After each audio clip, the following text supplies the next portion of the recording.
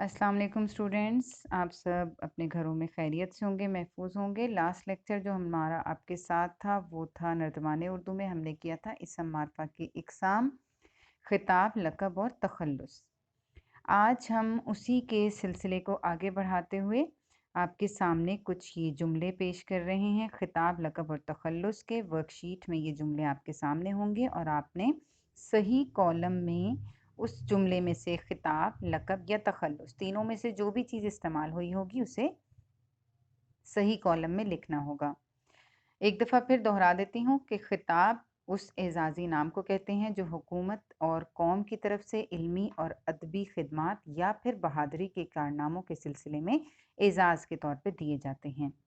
लक़ब वो नाम होता है जो किसी हस्ती की ज़ाती खूबी, उसकी ज़ाती सिफ़त की वजह से मशहूर हो जाए, वो लक़ब कहलाता है। और तखल्लुस वो नाम होता है जो शायर अपनी शायरी में अपना मुख्तसर से नाम के तौर पर इस्तेमाल करते हैं। अपने नाम का एक छोटा सा हिस्सा, उसको तखल्लुस कहा जाता है। पढ़ते हैं। पहला जुमला है कि हज़रत अबू बकर सिद्दीक रज़ियल्लाहु अन्हु, हज़रत अबू बकर रज़ियल्लाहु अन्हु को सिद्दीक कहा जाता है। अब यहाँ पर खिताब, लक़ब या तखल्लुस में से कौन सा लफ्ज़ इस्तेमाल हुआ है, इसम मारफा की कौन सी किस्म आई है? जी, यहाँ पर है लक़ब हज़रत अबू बकर रज़ियल्लाहु अन्हु का, जो कि है सिद्दीक। दूसरा जुमला, मोहतरमा फ़ातिमा जिन्ना को मादर मिल्लत का एज़ाज़ मिला। अब आपने पढ़ा है कि खिताब और एज़ाज़ दोनों जो हैं क्या कहते हैं, खिताब जो है वो एज़ाज़ भी कहलाता है। तो यहाँ मोहतरमा फ़ातिमा जिन्ना का खिताब जो है वो मादर मिल्लत है। नंबर 3 पर हज़रत उस्मान रज़ियल्लाहु अन्हु बेतहाशा दौलत की बिना पर गनी कहे जाने लगे। अब यहाँ पर हज़रत उस्मान रज़ियल्लाहु अन्हु का खिताब है या लक़ब है? जी, उनको लक़ब दिया गया क्योंकि ये उनकी ज़ाती सिफ़त थी, गनी, दौलतमंद, तो इस वजह से ये उनका लक़ब था। बाबाए कौम कायद-ए-आज़म मोहम्मद अली जिन्ना एक बाउसूल इंसान थे। यहाँ पर कायद-ए-आज़म मोहम्मद अली जिन्ना को जो कौम की तरफ से खिताब मिला वो था बाबाए कौम। शायर मशरिक़ अल्लामा इकबाल ने उर्दू शायरी को बामे उरूज पर पहुँचाया। अब यहाँ अल्लामा इकबाल का को भी जो कौम की तरफ से नाम दिया गया वो था शायर मशरिक़, तो ये आपका खिताब कहलाया। पाकिस्तान के कौमी तराने के बोल अबुल असर हफीज़ जालंधरी ने लिखे।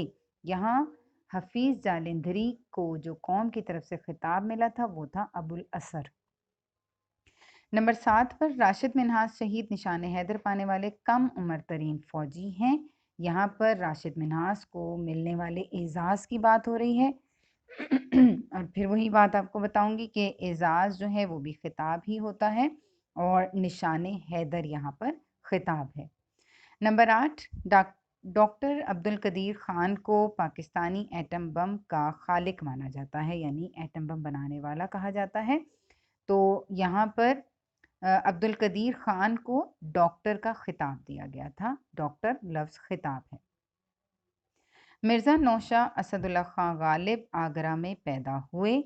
यहाँ मिर्ज़ा गालिब जो थे उन वो अपनी शायरी में लफ्ज़ गालिब को तखल्लुस के तौर पर इस्तेमाल करते थे, तो गालिब उनका तखल्लुस है।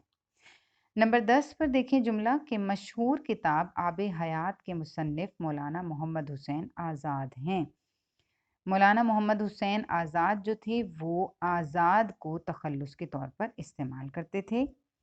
सर सैयद अहमद ख़ान को जदीद उर्दू नसर का बानी कहा जाता है, तो इसी तरह सर सैयद अहमद ख़ान उनका नाम था और सर उनको खिताब दिया गया था। जैसे सर मोहम्मद इकबाल, अल्लामा इकबाल को भी सर का खिताब मिला था।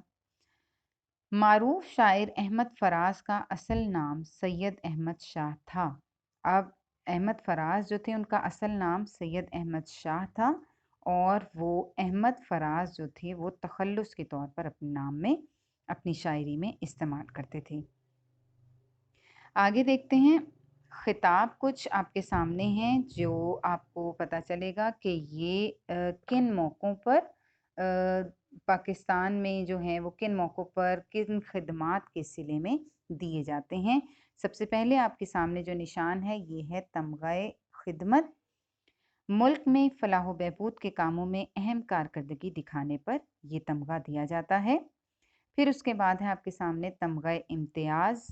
तमगा इम्तियाज़ अदब, खेल, तिब, आर्ट और साइंस के शोबे में आला कारकर्दगी पर फ़ौज या सिविल अफराद को दिया जाता है। उसके बाद है आपके सामने सितारा जुर्रत। ये जंग में शानदार कारकर्दगी पर ये एजाज़ फ़ौजी अफसरान और जूनियर कमीशन को दिया जाता है। उसके बाद है आपके सामने हिलाल पाकिस्तान, जो गैर मुल्की सफारती ओहदेदारान को दिया जाता है।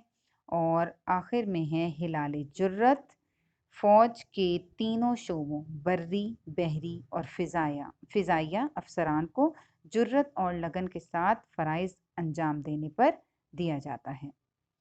फिर यहाँ पर है कि पाकिस्तान का सबसे बड़ा फ़ौजी एज़ाज़, जी, निशान हैदर पाकिस्तान का सबसे बड़ा फ़ौजी एज़ाज़ है।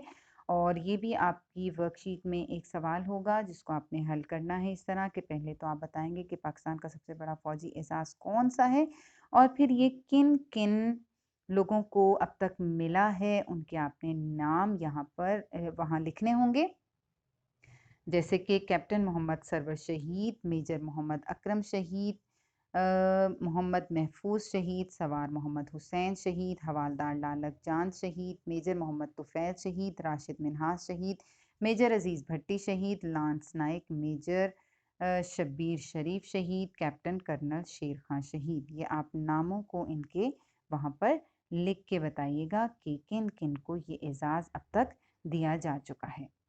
उसके बाद देखते हैं थोड़ा सा तखल्लुस, जो आपने लिखने हैं कुछ ऐसे अशार जिसमें आप वो नज़्म का वो हिस्सा लिखेंगे जिसमें शायर अपना तखल्लुस इस्तेमाल करते हैं। और पिछले लेक्चर में भी मैंने आपको बताया था कि शायर अमूमन जो है वो अपनी नज़्म के आखिरी शेर में अपना तखल्लुस इस्तेमाल करते हैं। जैसे यहाँ पर आपको कुछ मिसाल दी गई हैं कि आ जाएगा तुझे इकबाल जीने का करीना, तू सरवरे कौनैन के फरमान पढ़ा कर। इस शेर में इकबाल जो है वो अल्लामा इकबाल का तखल्लुस है। फिर दूसरा शेर जो आपको ज़रा वाज़ेह नज़र आ रहा है उसकी तरफ देखिए कि जब तवक्को ही उठ गई गालिब, क्यों किसी का गिला करे कोई। ये मिर्ज़ा असदुल्ला खां गालिब का शेर है और यहाँ पर उन्होंने गालिब तखल्लुस के तौर पर इस्तेमाल किया है। और आप देख रहे हैं दोनों अशार में इकबाल और गालिब के ऊपर एक ख़ास निशान बना हुआ है जो तखल्लुस की निशानी होता है। आपने भी इसी तरह अपनी मदद आपसे कुछ अच्छे अशार तलाश करने हैं जिनमें शायर का तखल्लुस इस्तेमाल किया गया हो। Thank you.